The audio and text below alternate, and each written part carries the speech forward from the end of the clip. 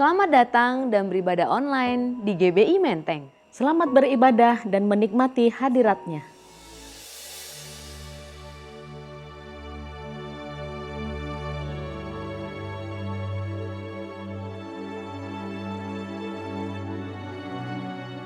Mari bersama-sama kita satukan hati. Tuhan, kami mengucap syukur Tuhan buat pagi hari ini Tuhan. Buat perkenanan-Mu, buat rahmat-Mu yang selalu baru setiap pagi. Kasih setia anugerah-Mu yang selalu baru setiap hari Tuhan. Kami bersyukur Tuhan atas kebaikan-Mu Tuhan melawat setiap kami. Kalau pagi hari ini Tuhan kami mau datang kepadamu. Kami mau naikkan setiap pujian dan penyembahan kami Tuhan.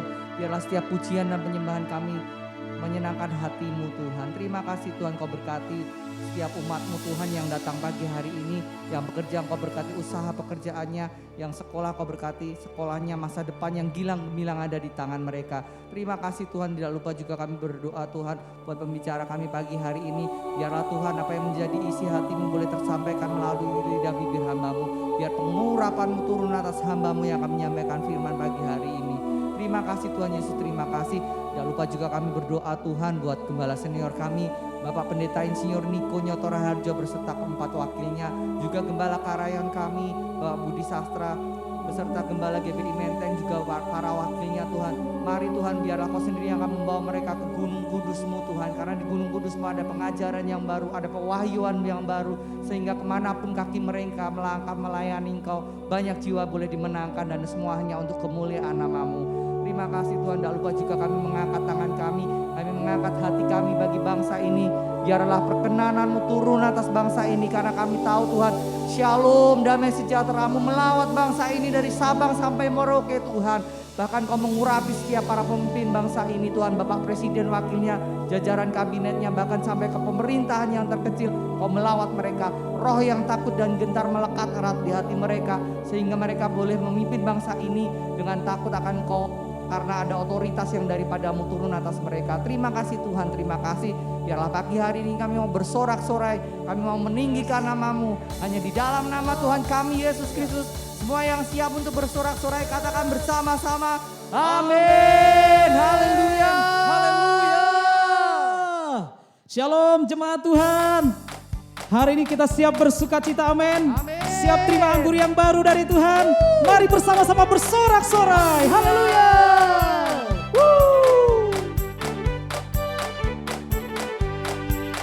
Tuhan memberiku kegirangan dan sukacita melimpah. Minyak yang baru dicurahkan, haleluya, ku bersorak. Boleh lebih kencang lagi. Memberiku kegirangan dan sukacita melimpah. Minyak yang baru dicurahkan, Haleluya. haleluya, ku bersorak. Mari bersama-sama bertepuk tangan buat Tuhan. Ini waktunya anggur baru, minyak baru.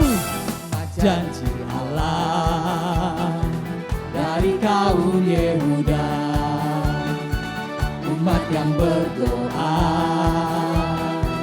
memuji dan menyembah. Inilah saat yang dinanti, firman Allah telah digenapi. Kulihat penuai yang terjadi, yang melanda seluruh bumi. Lagi ku terima janji Allah.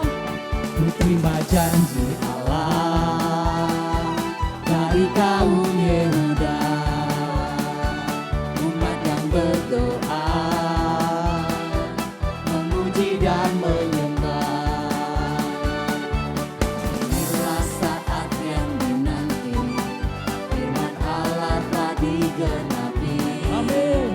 Kulihat penuai yang terjadi, yang melanda seluruh bumi. Semua Tuhan memberiku kegirangan dan sukacita melimpah. Minyak yang baru dicurahkan, haleluya. haleluya, ku bersorak. Tuhan memberiku kegirangan dan sukacita melimpah. Minyak yang baru dicurahkan, dahsyat lagi, come on. Haleluya.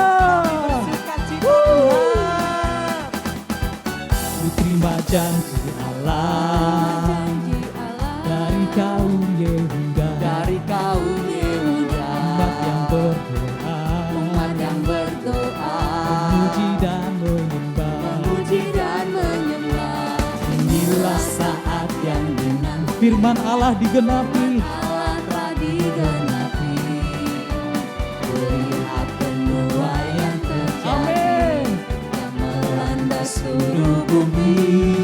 Mari semua katakan, Beriku kegirangan dan sukacita melimpah minyak yang baru. Haleluya. Haleluya, ku bersorak Oh, semua tepuk tangan bersama. dan memberiku kegirangan dan sukacita melimpah, minyak yang baru dicurah. Haleluya. Lebih lagi, come on. Memberiku kegirangan dan sukacita melimpah, minyak yang baru dicurah. Haleluya. Haleluya, Ku bersorak. Haleluya. haleluya, Ku bersorak. Haleluya. Ku bersorak. Hey, tepuk tangan buat Tuhan Yesus. Haleluya. Era Pentakosta ketiga, siap terima anggur baru, amin.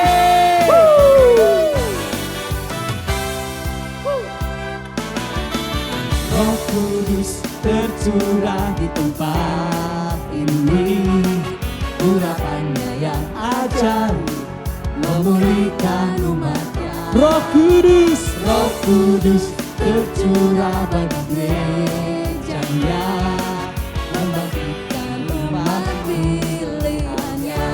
hari ini Hari inilah harinya Tuhan, saat pembebasan tiba. belenggu dosa, Belenggu dosa telah dipatahkan, mari bersorak bahagia. hey, Anggur baru tercurah, penuhi umatnya dengan sukacita. Hahaha, minyak baru tercurah, urapi umatnya, nyata kuasanya. tepuk tangan bagi Tuhan. Kami terima anggur baru.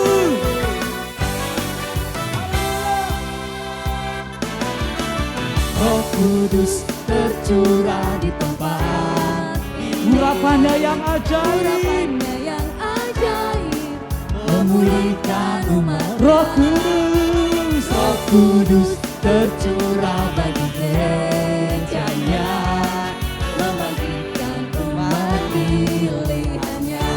hari ini Hari inilah harinya Tuhan, amin. saat pembebasan tiba. Belenggu dosa telah dipatahkan, Mari bersorak-sorai. Hey, anggur baru tercurah, penuhi umatnya dengan sukacita. hahaha. Minyak baru tercurah, urapi umatnya, nyata. Mari bersama-sama serukan. Wah. Anggur baru tercurah, penuhi umatnya dengan sukacita. Hahaha, minyak baru tercurah, urapi umatnya, nyata Lagi. rasanya. Anggur baru. Anggur baru tercurah,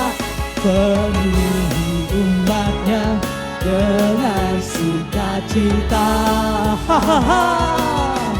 Minyak bagi tercurah, urapi umatnya, nyata kuasanya, nyata kuasanya, nyata kuasanya, nyata kuasanya. Yes, amin Tuhan, kuasa-Mu nyata. Terima kasih Tuhan. Haleluya. Mari jemaat Tuhan, bersama-sama dengan iman kita memperkatakan Mazmur 91. Dalam lindungan Allah. Aku yang duduk dalam lindungan yang maha tinggi dan bermalam dalam naungan yang maha kuasa, akan berkata kepada Tuhan, tempat perlindunganku dan kubu pertahananku, Allahku yang kupercayai. Sungguh, Engkaulah yang akan melepaskan aku dari jerat penangkap burung, dari penyakit sampar yang busuk. Dengan kepak-Mu, Engkau akan menudungi aku, di bawah sayap-Mu, aku akan berlindung. Kesetiaan-Mu ialah perisai dan pagar tembok. Aku tak usah takut terhadap kedahsyatan malam, terhadap panah yang terbang di waktu siang, terhadap penyakit sampar yang berjalan di dalam gelap, terhadap penyakit menular yang mengamuk di waktu petang. Walau 1000 orang rebah di sisiku, dan 10.000 di sebelah kananku, tetapi itu tidak akan menimpaku. Aku hanya menontonnya dengan mataku sendiri, dan melihat pembalasan terhadap orang-orang fasik. Sebab Tuhan ialah tempat perlindunganku, yang maha tinggi telah kubuat tempat perteduhanku. Malapetaka tidak akan menimpaku, dan tulah tidak akan mendekat kepada kemahku. Sebab malaikat-malaikatmu akan diperintahkanmu kepadaku untuk menjagaku di segala jalanku. Mereka akan menatangku di atas tangan mereka, supaya kakiku jangan terantuk kepada batu. Singa dan ular tedung akan kulangkahi, aku akan menginjak anak singa dan ular naga. Sungguh, hatiku melekat kepadamu, maka Engkau akan meluputkanku, Engkau akan membentengiku, sebab aku mengenal namamu. Bila aku berseru kepadamu, Engkau akan menjawab, Engkau akan menyertaiku dalam kesesakan, Engkau akan meluputkanku dan memuliakanku. Dengan panjang umur akan Kau kenyangkan aku, dan akan Kau perlihatkan kepadaku keselamatan daripadamu. Amin. Shalom, saya berdoa kita semua terus dalam perlindungan dan penyertaan Tuhan. Voice of Pentecost kali ini bertemakan bersinergi bagi bangsa. Kemerdekaan disebut dengan keadaan bebas dari perhambaan. Tentu, perjuangan menuju kemerdekaan tidaklah mudah. Inilah yang diperjuangkan Bung Karno, juga Bung Hatta, hingga pada 17 Agustus 1945 Indonesia merdeka. Saudara, perjuangan menuju kemerdekaan ini tidak hanya dilakukan Bung Karno sendiri, ataupun Bung Hatta seorang. Perjuangan ini melibatkan seluruh aspek dan golongan dari Indonesia, termasuk umat Tuhan. Sebut saja beberapa nama, seperti Martha Christina Tiahahu, Agustinus Adi Sucipto, Herman Johannes, dan masih banyak yang lain. Ini membuktikan bahwa umat Tuhan tidak berleha-leha, melainkan ikut berjuang dalam merebut dan mempertahankan kemerdekaan. Lalu bagaimana dengan kita? Peran apa yang mampu kita tempuh demi mengisi kemerdekaan saat ini? Salah satu jawaban atas pertanyaan tersebut adalah dengan bersinergi dengan pemerintah. Sinergi berasal dari bahasa Yunani, sinergos, yang berarti rekan sekerja. Sinergi adalah suatu bentuk dari sebuah proses atau interaksi yang menghasilkan suatu keseimbangan yang harmonis, sehingga bisa menghasilkan sesuatu yang optimal. ada 4 yang perlu kita perhatikan dalam hal bersinergi dengan pemerintah.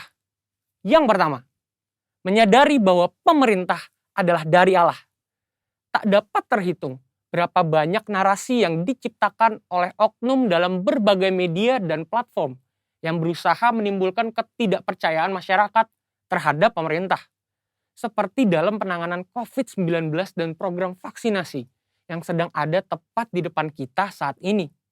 Hoaks-hoaks bermunculan dan banyak masyarakat yang memakannya mentah-mentah, sehingga menjadi batu sandungan yang besar bagi pemerintah untuk bergerak. Saudara, kita sebagai orang percaya harus mampu bersinergi dengan pemerintah, sebab mereka adalah wakil Allah dan mereka menginginkan kesejahteraan atas Anda dan juga saya.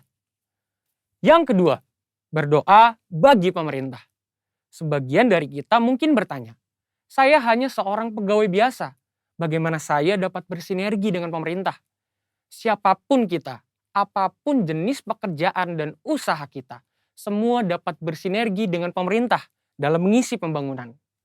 Ada 3 cara yang pasti dapat dilakukan oleh semua orang percaya, yakni berdoa, berdoa, dan berdoa. Dalam 1 Timotius 2 ayat 1-3, dikatakan bahwa kita patut untuk menaikkan permohonan, doa syafaat, dan ucapan syukur bagi raja-raja dan pembesar yang berada di atas kita. Jangan pernah jemu berdoa bagi bangsa dan negara serta pemerintah. Justru di masa-masa yang genting seperti inilah, kita semakin gencar, tekun, dan semangat mendoakan pemerintah dalam perang melawan penyakit COVID-19 serta resesi ekonomi secara global. Kita percaya bahwa setiap doa-doa kita bagi bangsa, negara, dan pemerintah yang kita sampaikan kepada Bapa di sorga tidak akan pernah sia-sia. Dan yang ketiga, berikan bagian kita. Dalam Matius 22 ayat 21, kita mendapati sebuah ajaran Tuhan Yesus yang sangat menarik tentang kewajiban kita terhadap pemerintah. Tuhan katakan, berikanlah kepada kaisar apa yang wajib kamu berikan kepada kaisar, dan kepada Allah apa yang wajib kamu berikan kepada Allah. Tuhan mengajarkan bahwa tidak patut bagi umat Tuhan yang taat kepada Tuhan untuk tidak menolong pemerintah. Pemerintah dalam membangun bangsa dan mewujudkan kesejahteraan rakyatnya tentu membutuhkan modal pembangunan, dan salah satu sumber pendapatan yang besar adalah pembayaran pajak. Maka dari itu, dengan membayar pajak, kita sedang bersinergi dengan pemerintah kita. Yang keempat, investasi demi kemajuan. Selain dari pendapatan pajak, modal pembangunan juga diperoleh pemerintah dari investasi. Pemerintah sedang mendorong warga negara Indonesia untuk melakukan investasi. Itu sebabnya sekarang ini kita menemukan banyak sekali aplikasi yang memudahkan masyarakat untuk melakukan investasi, bahkan dengan modal awal yang sangat kecil dan dapat dijangkau oleh semua kalangan. Melalui investasi, kita turut serta membiayai pembangunan di sektor infrastruktur dan industri lainnya. Demikian investasi dapat dilakukan dengan sederhana, namun memiliki dampak yang sangat luas. Demikian saudara, bagian kita dalam mengisi kemerdekaan bukan lagi dengan bersusah payah melawan penjajah, tetapi dengan sinergi yang baik antar kita dan pemerintah. Saudara, untuk penjelasan lebih lengkapnya dari tim teologi kami, silakan buka link yang ada di atas atau scan QR Code yang tersedia. Salam integritas, Tuhan Yesus memberkati. Terima kasih Tuhan, kami bersyukur kalau kami ada itu semua karena kasih karunia-Mu Tuhan. Karena itu dengan penuh keberanian kami datang menghampiri tahta kasih karunia-Mu, sehingga kami boleh menemukan pertolongan kami tepat pada waktunya Tuhan. Oh, terima kasih Tuhan Yesus. Terima kasih Tuhan.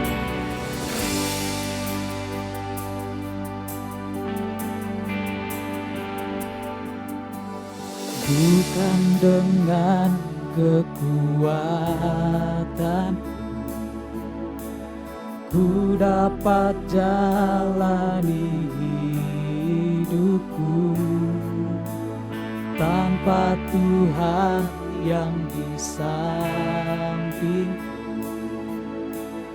ku tak mampu sendiri. Engkaulah kuatku yang menopangku. Ku pandang wajah-Mu yang berseru, pertolongan datang dari-Mu. Peganglah tanganku, jangan lepaskan. Kaulah harapan dalam hidupku. Amin Tuhan.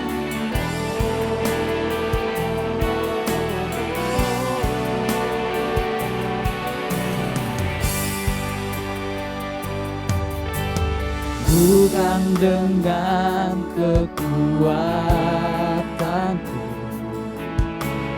ku dapat jalani hidupku. Oh, tanpa Tuhan yang di sampingku, ku tak mampu sendiri. Engkaulah kuat kami Tuhan. Engkaulah kuatku, oh, yang menopangku.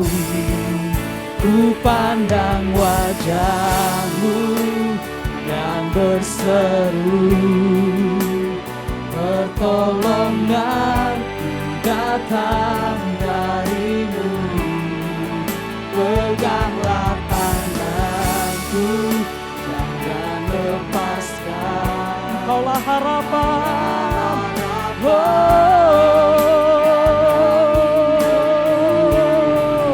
ku pandang wajah-Mu dan berseru, pertolongan datang dari-Mu.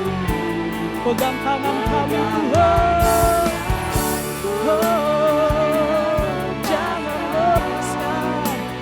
Kaulah harapan dalam hidupku. Benar ya Tuhan, Engkaulah harapan kami hari-hari ini. Engkaulah tempat pertolongan kami Tuhan. Oh, mata kami tertuju padamu Tuhan. Haleluya. Mari kita angkat sembah kita bagi Dia.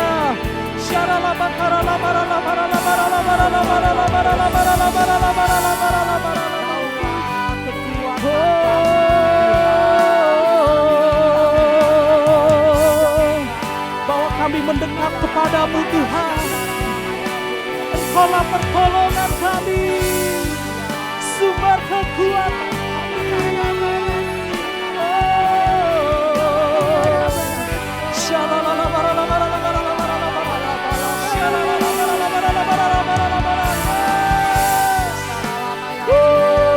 Kami terima kemenangan, kami terima pertolongan dari-Mu.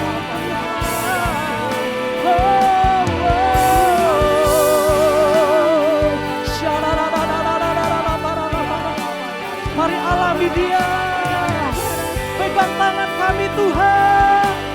Oh, kami percaya Tuhan. Haleluya. Tangan-Mu yang menopang kami, tangan-Mu yang menuntun kami. Yesus, Yesus Tuhan. Oh,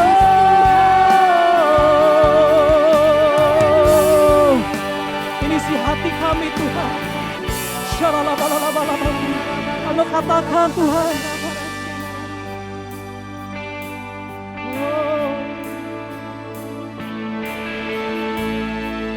Ku pandang wajah-Mu yang berseru, pertolongan datang dari-Mu.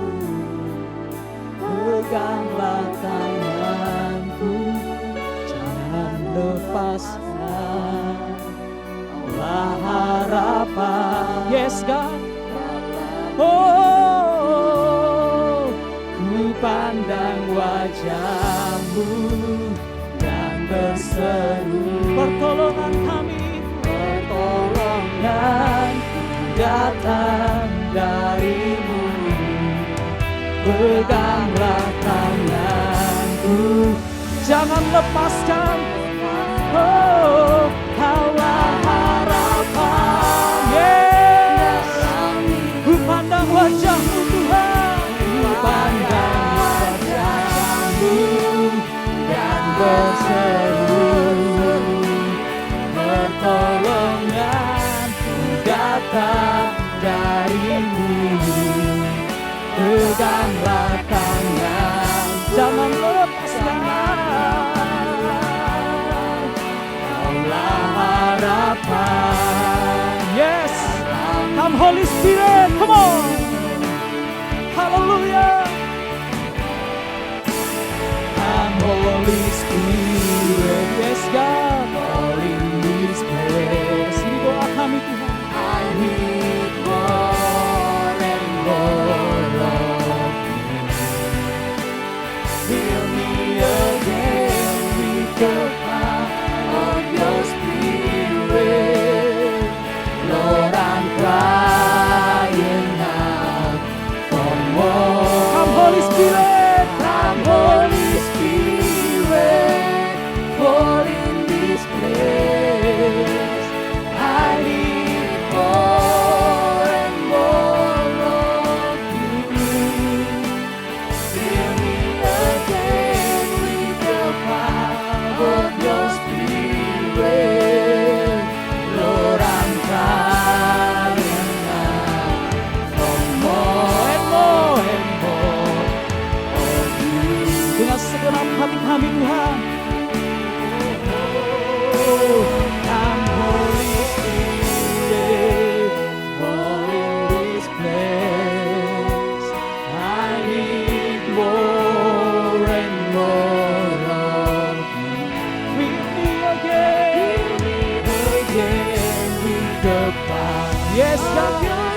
Oh, Lord, I'm crying out for more. Come Holy Spirit, come Holy Spirit, fall in this place. I need more and more of You. Fill me again with the power of Your Spirit. Lord, I'm crying out for more. I'm crying out. Lord, I'm crying out for more. Yes, God. Lord, I'm crying out for more and more of You.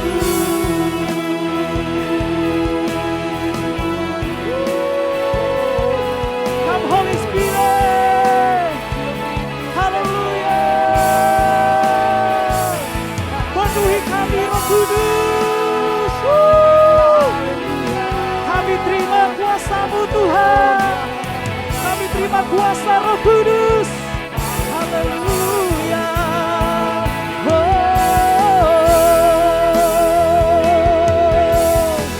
Terima kasih Tuhan, terima kasih Tuhan.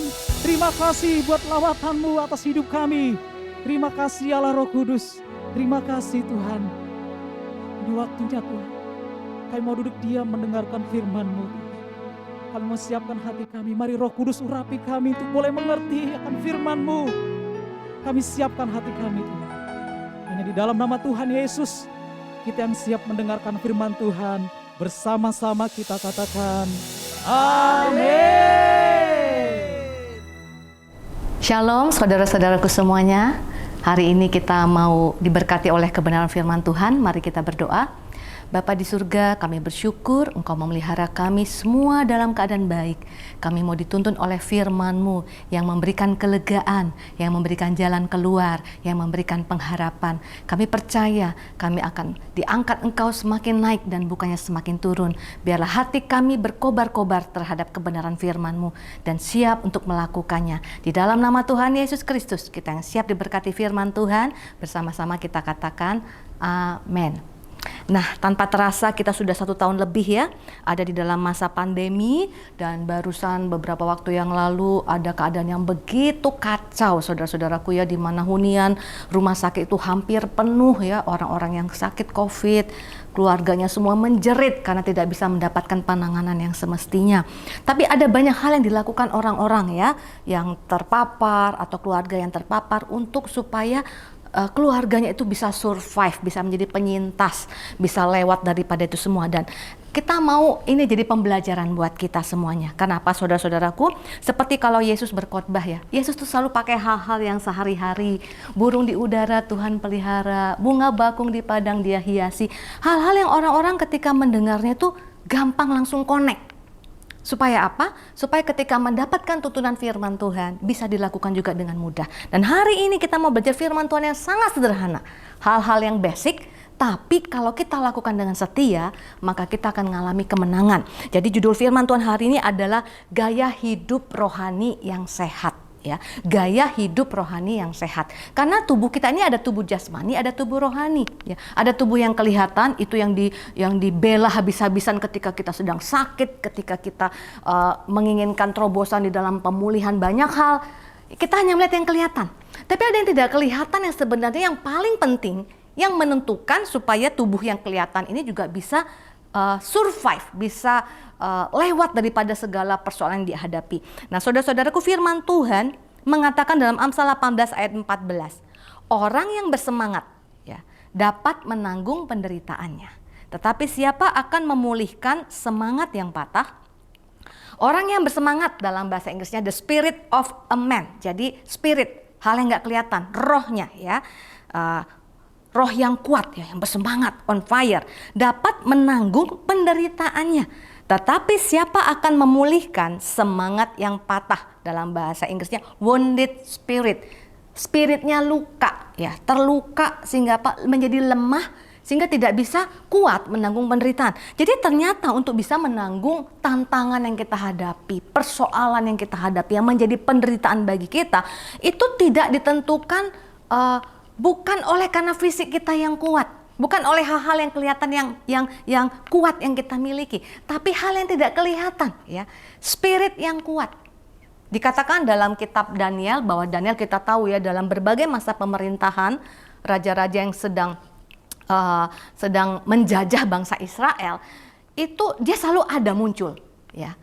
Tapi dikatakan dia muncul di pemerintahan, dia diangkat menjadi orang kepercayaan raja.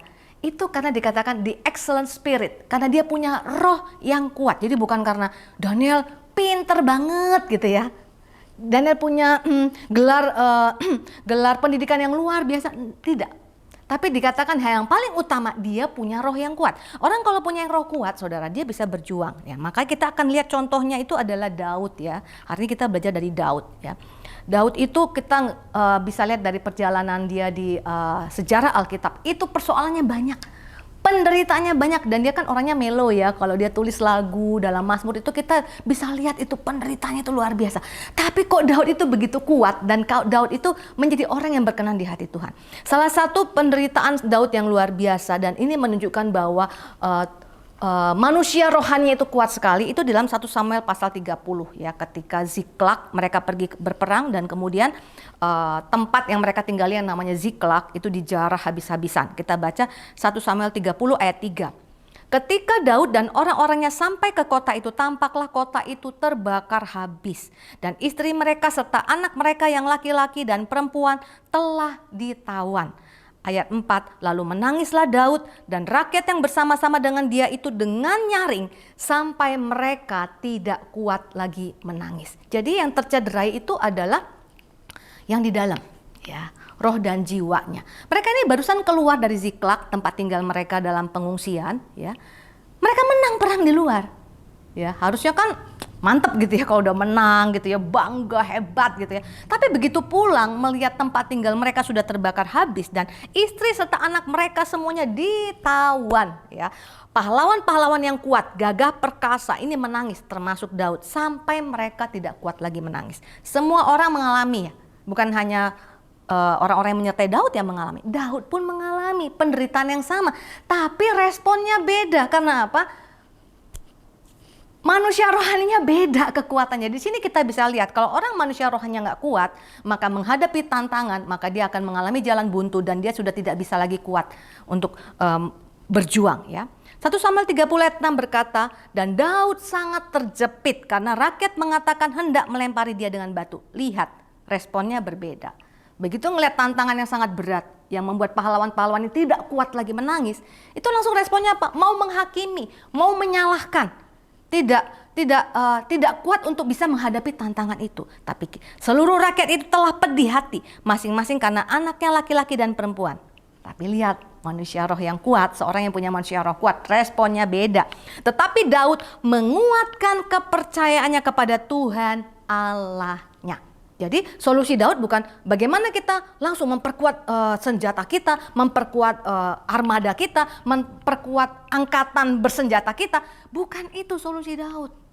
Bukan kalau kita lihat raja-raja lain ya, kalau menghadapi tantangan langsung untuk mencari kekuatannya, dia cari partner. Ya maukah itu orang Moab, Raja Mesir, bahkan mau membayar tentara-tentara bayaran untuk bisa memenangkan peperangan. Tapi kita lihat dari Daud beda. Daud itu menguatkan kepercayaan. Dia mau roh yang di dalam ini kuat ya, supaya apa? Bisa menang menghadapi segala tantangan. Jadi kita lihat di sini apa yang dilakukan oleh Daud. Ya, apa yang dilakukan yang Daud? Kita lihat 1 Samuel 30 ayat 8. Sesudah dia dikatakan tadi dalam ayat 6 dia menguatkan kepercayaannya. Ayat 8, kemudian bertanyalah Daud kepada Tuhan, katanya, haruskah aku mengejar gerombolan itu? Akan dapatkah mereka kususul? Ya, dia bertanya kepada Tuhan. Jadi solusinya dia datang kepada Tuhan, dia bertanya. Kemudian lanjutan ayat ini berkata, dan ia Tuhan berfirman kepadanya. Jadi kenapa roh Daud ini beda dengan orang yang lain? Ya. Dan kita tahu akhir dari cerita ini, mereka menang, mereka membawa kembali istri dan keluarga yang sudah ditawan, bahkan mereka mendapat jarahan pengganti harta mereka yang terbakar, itu jauh lebih banyak daripada kerugian mereka. Nah saudara, di sini letak kekuatannya ya. Kita lihat kalau bagaimana tadi saya katakan Tuhan tuh kalau ngajar, lihat burung di udara ya. Penabur menaburkan benih ya. Kalau mau dapat hidup yang bermultiplikasi, lihat dong orang yang petani yang menabur benih ya. Dari satu benih kemudian menjadi, dari satu biji benih bisa menjadi satu pohon yang menghasilkan mungkin berbanyak sekali buah-buah. Itu kan Tuhan Yesus ngajar seperti itu supaya orang lihat dalam keadaan sehari-hari. Nah sekarang kita lihat kalau tubuh jasmani. Ada tubuh jasmani, ada tubuh rohani. Manusia jasmani, manusia rohani. Kalau mau punya manusia rohani yang kuat, lihat manusia jasmani. Gimana supaya tubuh jasmani kita kuat, tubuh fisik kita ini kuat? Kita harus makan, amin. Kita harus makan. Kalau nggak makan, nggak kuat. Ini sebabnya saya tergerak untuk mengkhotbahkan ini. Karena apa saudaraku, selama masa COVID kita lihat orang yang terpapar itu nggak mau makan kan saudara. Bukan karena nggak mau makan, karena udah pahit lidahnya, ya kemudian semangatnya juga sudah lemah. Tapi apa yang dilakukan keluarganya? Dilakukan segala cara supaya orang itu makan. Karena kalau kamu nggak makan, nggak ada kekuatan untuk menghadapi tantangan ini. Sama, roh kita juga seperti itu. Kita sering membela tubuh yang jasmani yang kelihatan sampai segala cara kita lakukan, nggak bisa makan, bikin bubur, ya kan?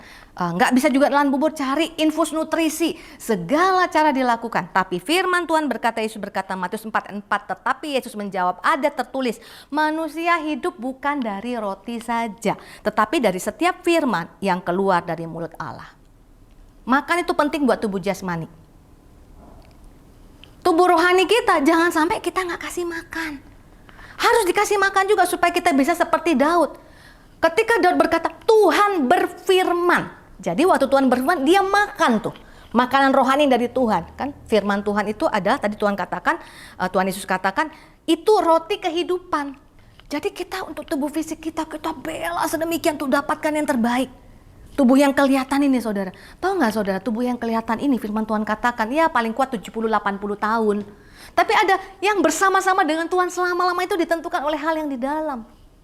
Kita sibuk mengenyangkan tubuh jasmani kita, ya.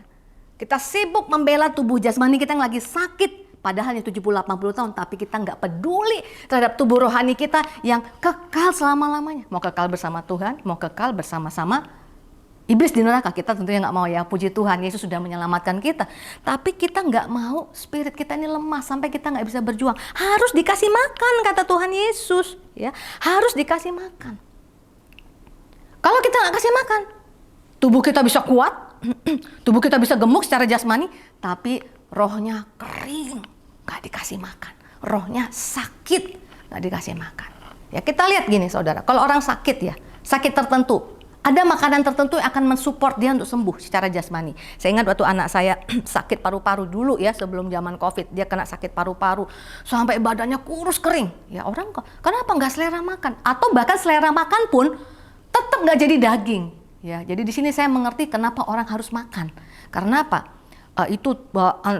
Lagi membentuk antibodi, ya. Jadi sel-sel di dalam tubuh ini lagi berperang melawan penyakit itu. Dia butuh asupan, ya, secara jasmani. Makanya kalau nggak makan habis sudah. Ya. Udah makan aja masih kurus. Nah, kemudian saya datang ke dokter, anak saya ini diberikan treatment oleh dokter. Dokter bilang harus banyak makan berprotein. Jadi artinya untuk paru-paru itu penting, ya.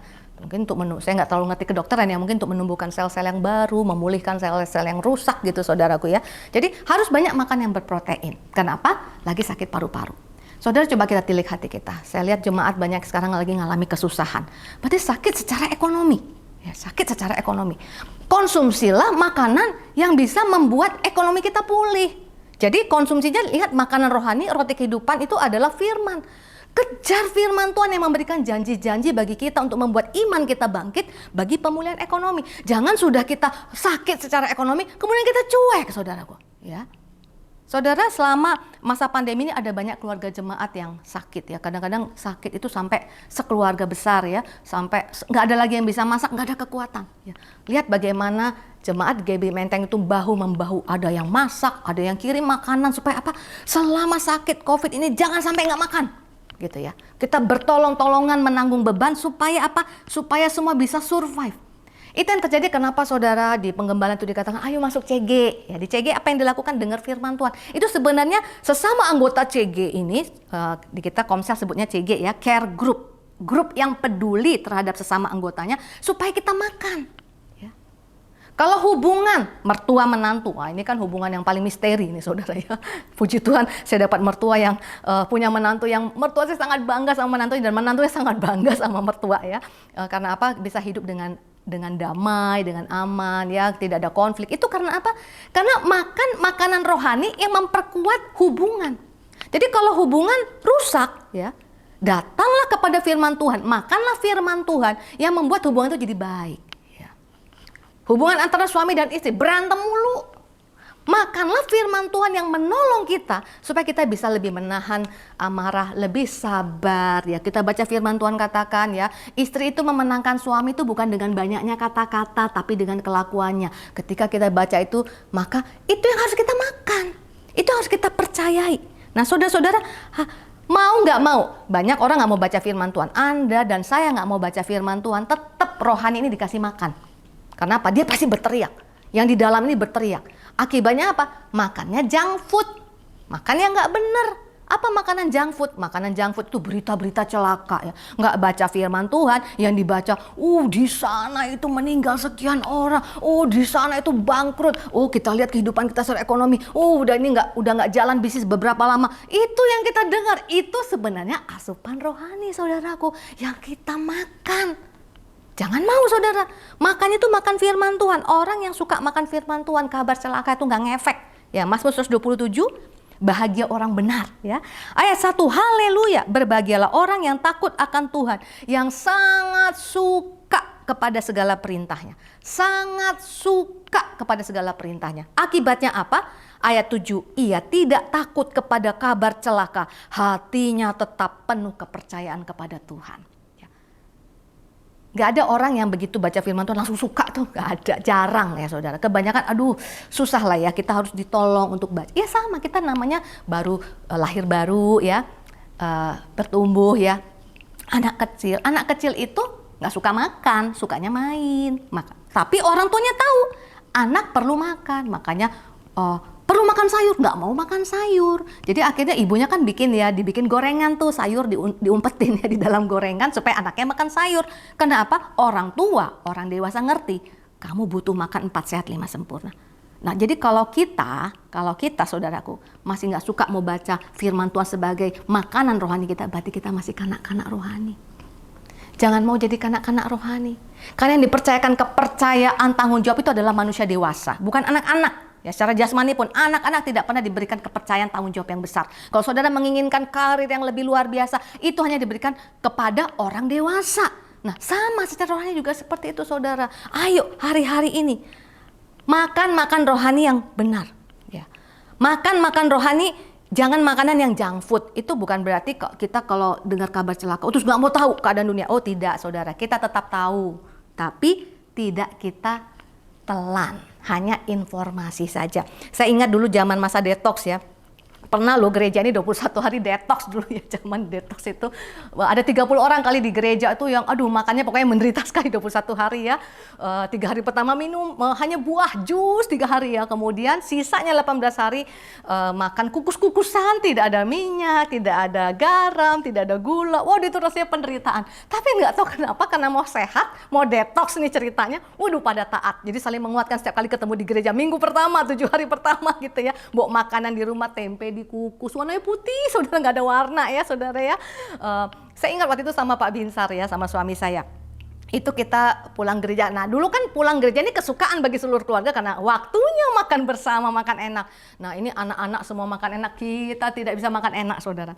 Jadi waktu itu saya ingat ke salah satu restoran ya yang aromanya itu harum sekali ya saudara ya. Jadi kami itu dari balik kaca gitu ya, gini hanya untuk menghirup, hanya untuk menghirup saja aromanya sudah bisa membayangkan rasanya. Sampai rasanya menderita tapi ya udah lumayan lah daripada nggak bisa ngerasakan sama sekali, ya udah hirup aja gitu. Nah sama. Kalau kita ngelihat berita-berita celaka, nanti saudara jadi kudet, kurang update ya kalau nggak tahu berita-berita. Tapi jangan dikonsumsi, cukup tahu aja, cukup ada di etalase saja. Makan rohani yang baik saudara, maka apa saudara? Bobot saudara akan bertambah. Amin. Anak-anak nggak tetap anak-anak, lama-lama bobotnya makin tambah, tubuhnya makin kembang. Apa yang Tuhan katakan yang membuat kita bisa berbobot ya? Firman Tuhan berkata seperti ini ya. Mazmur 62 ayat 9 atau 62 ayat 10, hanya angin saja orang-orang yang hina, suatu dusta saja orang yang mulia. Pada neraca mereka naik ke atas, mereka sekalian lebih ringan daripada angin. Jadi status kita, mau kita miskin, mau kita kaya, mau kita bodoh, mau kita hebat, bukan itu yang membuat kita berbobot. Yang membuat kita berbobot itu adalah secara rohani. Amin. Secara rohani ketika Tuhan ya, firman-Nya setia, itu yang akan membuat kita berbobot ya.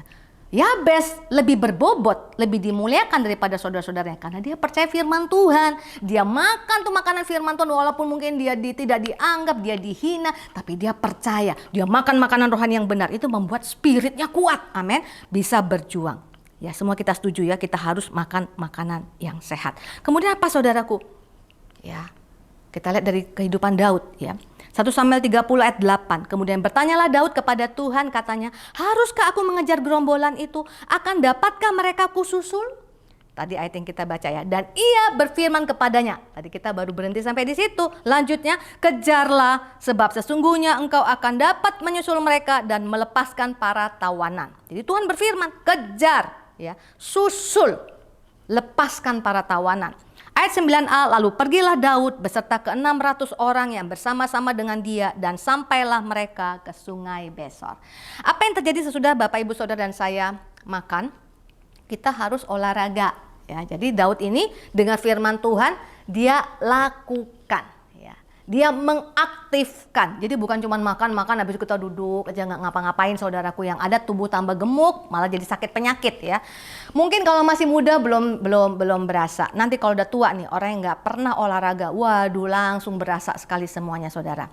Hari-hari ini kan banyak sekali ya liputan-liputan di Instagram, di YouTube tentang hidup sehat ya. Tadinya tuh yang tentang tadi makanan sehat, makan vitamin segala macam. Juga olahraga.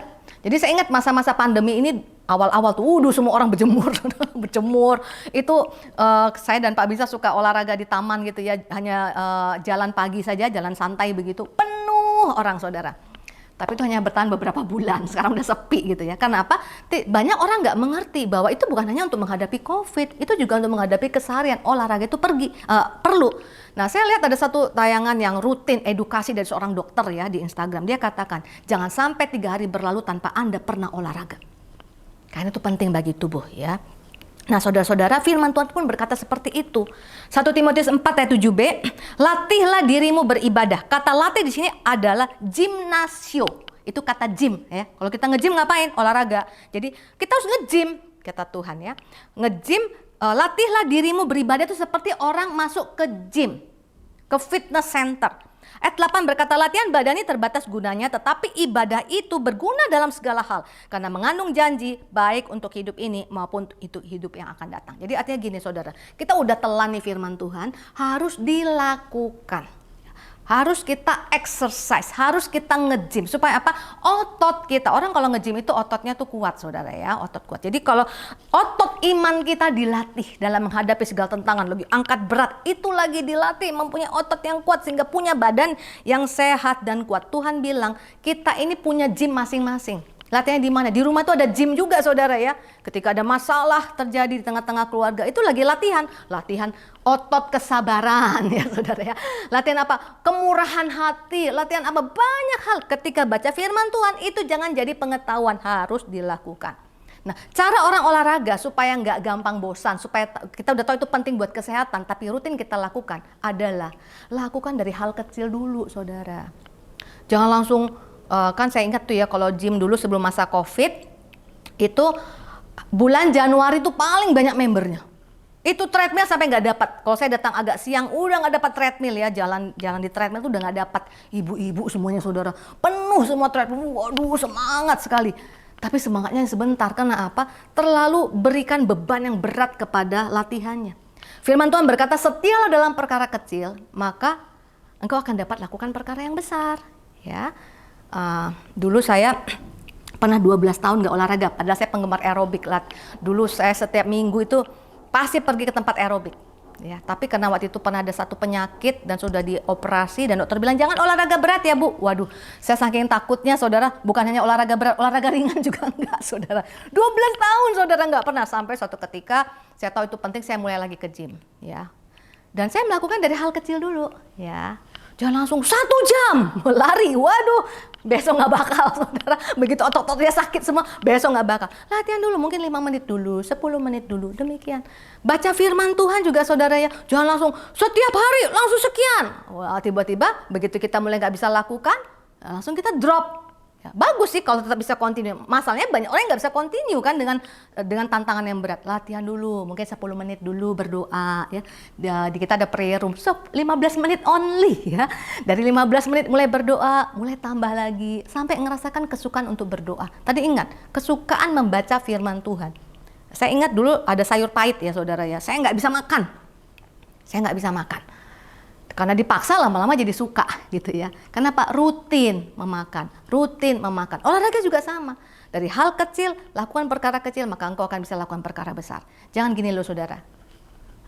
Kita tahu pemulihan salah satunya sakit ekonomi. Cara ngeceknya gimana ya. Biasanya gembala tanya, sudah mengembalikan persepuluhan? Bukan memberi loh saudara, mengembalikan persepuluhan. Itu kayak dokter yang mendiagnosa. Kenapa? Itu membuka tingkap-tingkap langit ya. Dan kemudian tidak ada belalang pelahap dalam hidup kita. Jangan tunggu jadi miliarder dulu baru bisa ngasih perpuluhan. Start dari kecil, penghasilan mungkin baru 10.000, langsung 1.000 kasih persepuluhan. Itu latihan dari hal kecil. Jangan tunggu sudah saya jadi direktur dulu baru saya melayani Tuhan. Karena kalau engkau masih karyawan tidak mau melayani Tuhan, apalagi jadi direktur, nggak akan mungkin melayani Tuhan. Aku akan memberikan bantuan diakonia kalau aku sudah sangat kaya. Percayalah, kalau masa masih kekurangan pas-pasan nggak bisa memberi, apalagi masa kelimpahan. Karena selalu bicara setia dalam perkara kecil, maka akan lakukan perkara yang besar, dipercayakan hal besar. Saya jadi teringat ya kepada kesaksian, ini saya mau tampilkan kesaksian teman kita, Kak Ebi dan Mas Tri ya. Mereka itu melakukan firman Tuhan ya. Tuhan bilang apa ya? firman Tuhan didengar dan dilakukan, itulah fondasi kehidupan kita. Saya tampilkan dulu ayatnya, Matius 7 ayat 24. Setiap orang yang mendengar perkataanku ini dan melakukannya, ia sama dengan orang yang bijaksana yang mendirikan rumahnya di atas batu. Mendengar perkataanku ini dan melakukannya, ia sama dengan orang yang bijaksana yang mendirikan rumahnya di atas batu. Jadi fondasinya itu adalah mendengar dan melakukan. Kemudian turunlah hujan dan datanglah banjir. Lalu angin melanda rumah itu, tetapi rumah itu tidak rubuh sebab didirikan di atas batu. Saudara ingat, firman Tuhan ini mengingatkan kita, di depan kita tuh bisa ada hujan loh saudara. Bisa ada banjir, bisa ada angin. Lihat, orang yang bisa bertahan, orang yang spiritnya kuat. Amin. Nah, orang yang spiritnya kuat itu adalah orang yang mendengar dan melakukan firman Tuhan. Nah, baru-baru ini kita ada undangan mendoakan masuk rumah ya. Di tengah pandemi, Mas Tri sama Kak Ebi beli rumah saudara ya. Rumahnya bagus sekali ya, kita doa secara virtual. Dan kemudian mereka bersaksi. Bersaksinya begini. Dulu mereka baru menikah, tinggalnya itu tempat kos. Tempat kosnya itu sempit. Kan tempat tidur suami istri kan pasti lebih besar ya, itu yang queen size mungkin. Jadi karena tempat kosnya sempit, mungkin ada meja riasnya Kak Ebi itu udah mepet. Kalau misalnya mau lewat itu mau ke pintu keluar itu kayaknya udah mepet. Untung masih kurus-kurus ya. Jadi Mas Tri juga waktu itu masih kurus dari sekarang ya. Jadi perutnya nggak ketahan lah gitu ya kalau mau lewat gitu saudara ya. Nah, jadi sempit sekali. Tapi ada untungnya katanya. Jadi karena lu lagi kalau bertengkar nggak bisa lama-lama. Nggak ada tempat pelarian, nggak ada tempat lain bisa mengadu ya saudara ya. Harus ada diselesaikan di ruangan itu. Nah kemudian mereka diberkati dengan sejumlah dana, kepingin pindah ke apartemen yang lebih luas lah ya, lebih lega. Tapi kemudian tiba-tiba Tuhan bicara kepada mereka waktu kita pengumpulan dana gedung ya. Pasti bukan karena Pak Caki menghibah-hibah, bukan ya. Karena Tuhan mau memberkati keluarga ini ya, tapi harus kuat. Ya, harus ototmu itu kuat, kan nanti di depan juga ada badai menghadang, ada hujan, ada angin. Tapi kalau orang yang melakukan firman Tuhan dan mendengar dan melakukan itu fondasinya kuat. Disuruh tabur saudara dana itu. Mereka tanya suami istri dan sepakat ditabur saudara. Tabur itu saya percaya nangis. Yang tahu cuma Bu Ellen saudara, yang lain nggak tahu saudara berapa nominalnya. Bu Ellen aja nangis karena Bu Ellen tuh mikir ini keluarga. Mungkin jumlah yang diberikan tuh relatif ya buat setiap orang. Tapi Bu Ellen tahu ini rumah tangga baru ya. Uang ini pasti besar sekali nilainya buat mereka. Tapi mereka tabur buat dana gedung karena hati mereka mau taat sama Tuhan. Bukan taat sama gembala, bukan taat sama manusia, taat sama Tuhan, taat sama firman Tuhan. Berlalunya cukup lama saudara. Sekarang mereka beli rumah baru, diberkati Tuhan, bisa diberkati justru di saat-saat sedang ada hujan, ada banjir, ada angin melanda, tapi mereka kokoh, mereka kuat.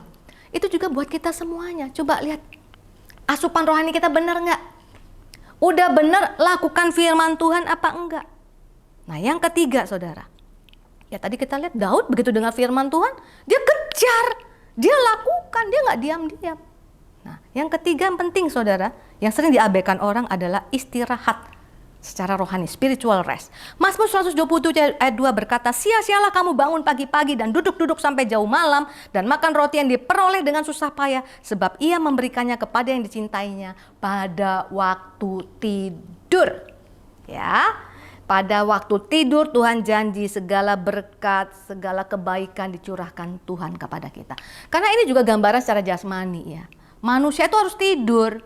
Kalau nggak tidur, rusak semuanya sistem dalam tubuhnya, saudara. Kan sepele, saudara. Coba aja saudara nggak tidur. Maka segala penyakit akan datang kepada kita. Justru waktu tidur itu apa yang terjadi? Terjadi pemulihan. Sel-sel tubuh yang akan tumbuh, yang mungkin akan terjadi banyak hal dalam tubuh kita. Terjadi pemulihan. Saudara bisa baca jurnal-jurnal kesehatan. Tidur itu menolong pemulihan. Maka saudara lihat 6 hari bekerja, ada 1 hari beristirahat. 1 hari istirahat itu membuat kita kuat menghadapi 6 hari besoknya. Jangan diabaikan saudara ya. Nah kalau diabaikan bagaimana? Saya terkena akibatnya waktu pandemi kemarin ya. Saya lagi belajar sesuatu saking semangatnya. Waduh tidur setengah 3 begitu berulang-ulang. Sampai kemudian saya rasa kok kaki saya ini kalau dijejakkan ini kayak nggak terlalu rasa. Saya udah takut saudara. Takut stroke, takut macam-macam. Mana ke rumah sakit nggak semudah dulu kan kita ya saudara ya. Kemudian Pak Binsar ngomong gini, coba diteliti dulu. Aku lihat belakangan ini kamu kurang tidur. Jangan-jangan karena itu, gitu ya. Ya juga ya saya pikir sebelumnya nggak ada masalah kok tiba-tiba. Jadi akhirnya saudara saya memperbaiki. Saya tidurlah sebagaimana seharusnya. Pulih sendiri itu saudara ya penyakitnya. Jadi berarti ya, intinya kurang tidur. Saya bawa mertua saya waktu terapi ke Malaysia saudaraku. Itu ketemu orang yang 3 hari nggak tidur, stroke loh saudara, masih muda. 3 hari nggak tidur, stroke. Waktu kami datang tuh dia lagi masa recovery. Jadi tidur itu penting. Tapi ini tidur spiritual. Jadi artinya apa? Istirahat di dalam Tuhan. Ya saudara, berikan waktu untuk istirahat di dalam Tuhan. Rest in God presence, ya. RIGP, bukan rest in peace, RIP. Kalau itu selama-lamanya bye-bye, ya. Ini rest in God presence. Mazmur 46 ayat 11 berkata, diamlah dan ketahuilah bahwa akulah Allah, aku ditinggikan di antara bangsa-bangsa, ditinggikan di bumi. Bagaimana cara kita istirahat di hadirat Tuhan? Oh, banyak persoalan belum selesai. Bahkan kita nggak tahu bagaimana, kita udah baca firman Tuhan, kita udah lakukan, belum terjadi terobosan. Yuk, nyembah di hadirat Tuhan. Tenangkan hati kita di hadirat Tuhan. Istirahat di hadirat Tuhan. Saya sudah coba berkali-kali saudara, sangat ampuh. Karena apa saudara? Tuhan bilang sama Yosafat, kamu itu nyembah aja, sorak-sorai. Karena udah nggak tahu lagi jalan keluar bagaimana saudara. Aku yang berperang bagimu. Ada hal-hal yang kadang-kadang kita udah nggak sanggup lagi melakukannya saudara. Membayangkannya pun kita nggak tahu lagi saudara. Kita udah lakukan semua yang kita tahu. Makanya saudara, ayo masuk nyembah. Sekarang gereja punya program Azusa Street Prayer Tower ya, EPT ya. 24 jam sehari, bisa masuk di mana saja. Kalau gereja kita ikut Rayon 1F itu Senin sama Jumat itu jam 3 siang, kemudian malam itu jam 9 malam. Nyembah 1 jam saudara, nggak terasa. Indah sekali hadirat Tuhan dan ada tuntunan. Saya percaya kalau kita punya pergumulan, tuntunan itu pasti cocok buat kita.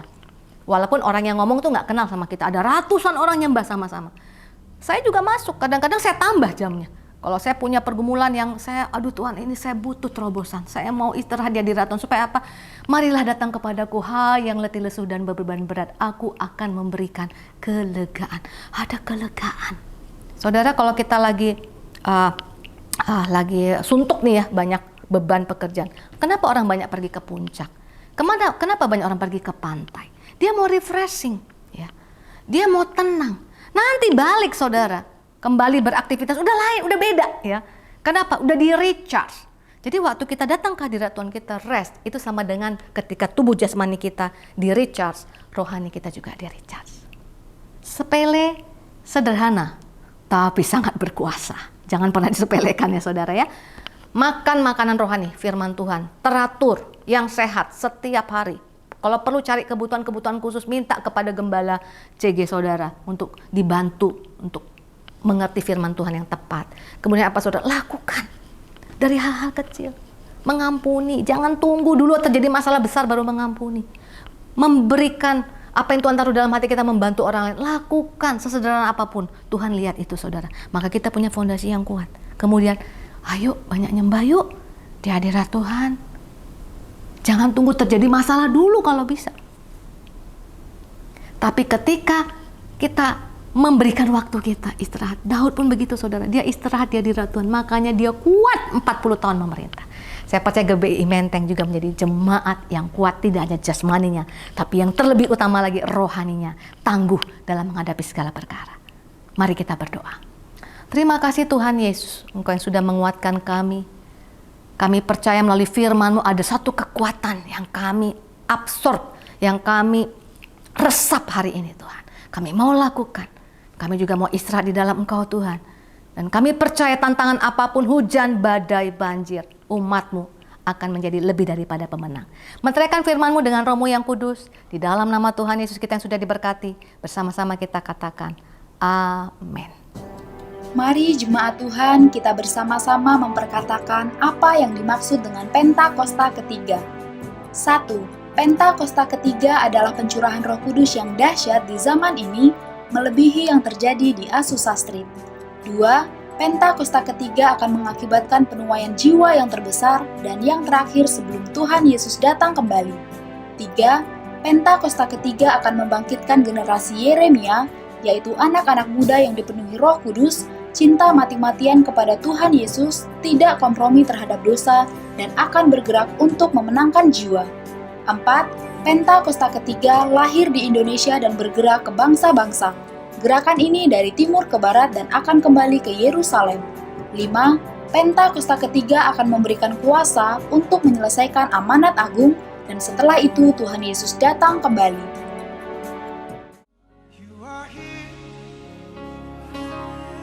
always near.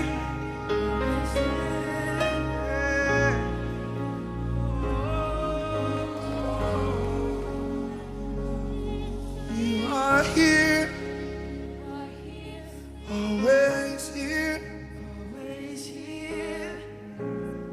It's not a moment you're not near. You are here, always near. It's not a moment you're not near. Not for a minute was I forsaken. The Lord is in this place. The Lord is in this place. Oh, Holy Spirit, He's here, He's here. If you've been waiting, He's here, He's here. If you've been asking, not for a minute was forsaken.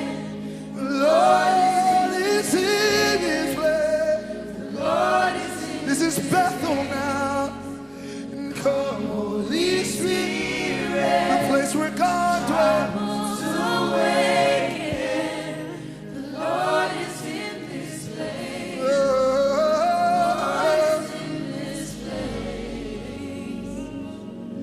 You are here,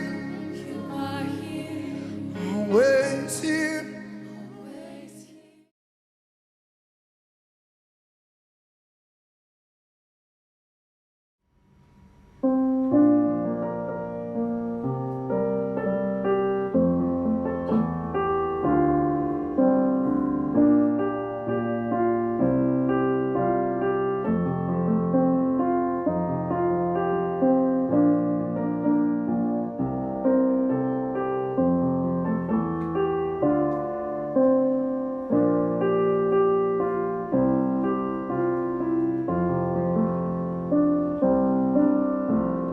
Berkibarlah bendera negeriku. Berkibarlah engkau di dadaku. Tunjukkanlah kepada dunia semangatmu yang panas membara. Aku ingin jiwa raga ini selaraskan keanggunan. Aku ingin jemariku ini menuliskan harismamu.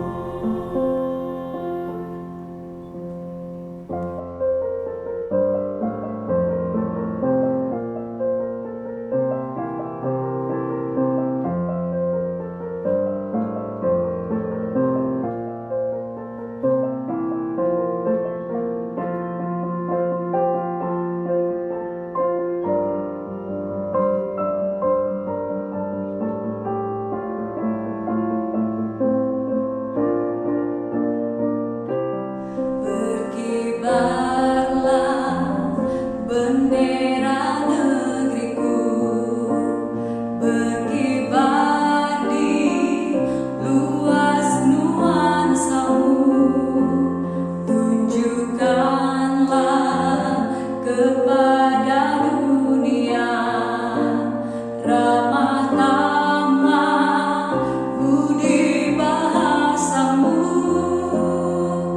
Aku ingin kapal tangan ini menunaikan kewajiban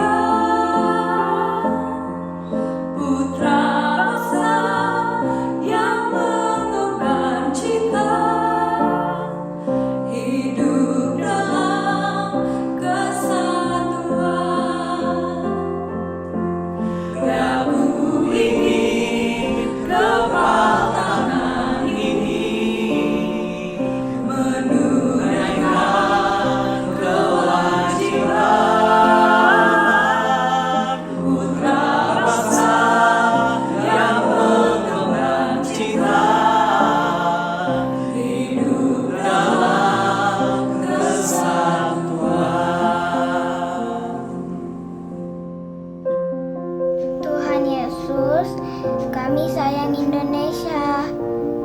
Kami tahu Tuhan Yesus juga sayang Indonesia.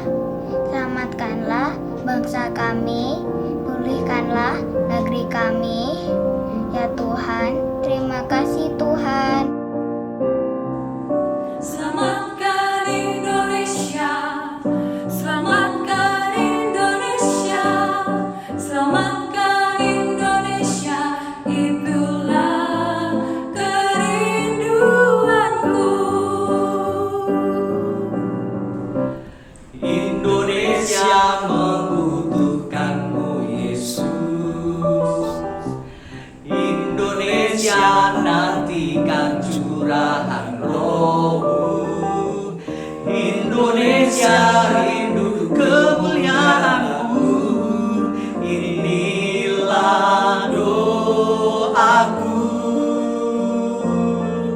Inilah doaku. Selamatkan Indonesia, selamatkan Indonesia, selamatkan Indonesia, itulah kerinduanku. Selamatkan Indonesia, selamatkan Indonesia, selamatkan Indonesia, itulah kerinduanku. Itulah kerinduanku.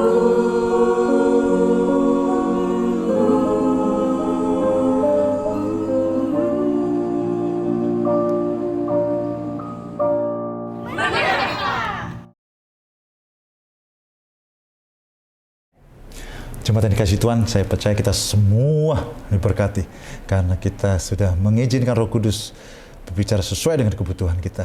Hari ini kita akan memberi kepada Tuhan. Tuhan sangat happy, sangat suka, sangat cinta umatnya yang suka memberi. Asal memberi dengan sukacita, tidak terpaksa, dengan percaya, dan dengan tulus hati. Izinkan saya berdoa untuk kita semua. Tuhan, Kau tahu dalam masa susah pun umat-Mu suka memberi karena mereka cinta kepadamu. Berkati umat-Mu, setiap pekerjaan, usaha, rumah tangga, kesehatan, studi, masa depan mereka. Tuhan berkati berlimpah. Di dalam nama Yesus, amin.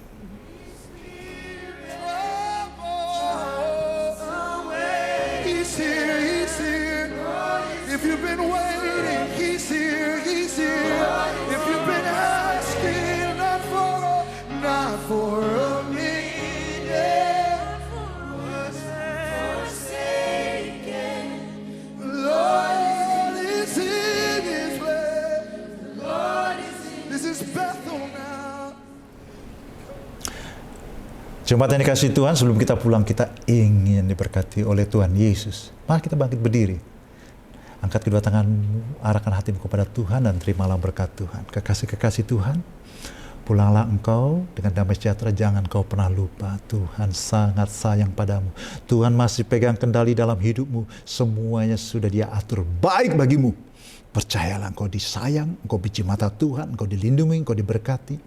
Kemurahan Bapa, kasih Tuhan Yesus, dan persekutuan yang manis dengan Roh Kudus menyertai engkau hari ini sampai kedatangan Tuhan, sampai selama-lamanya. Kita semua yang sudah diberkati, katakan amin.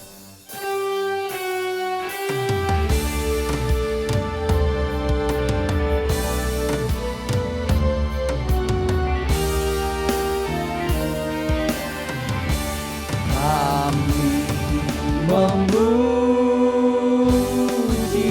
kebesaran-Mu,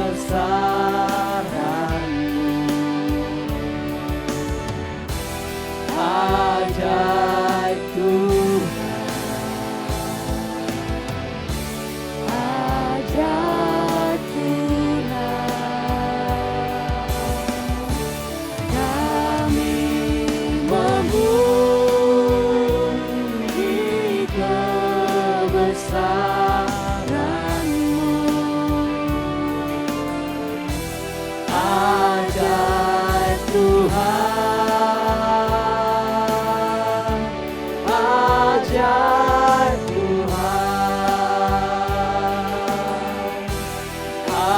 ajaib Tuhan, ajaib Tuhan.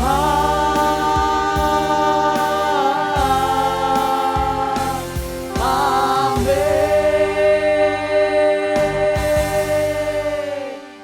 Haleluya, selamat hari Minggu. Tuhan Yesus memberkati.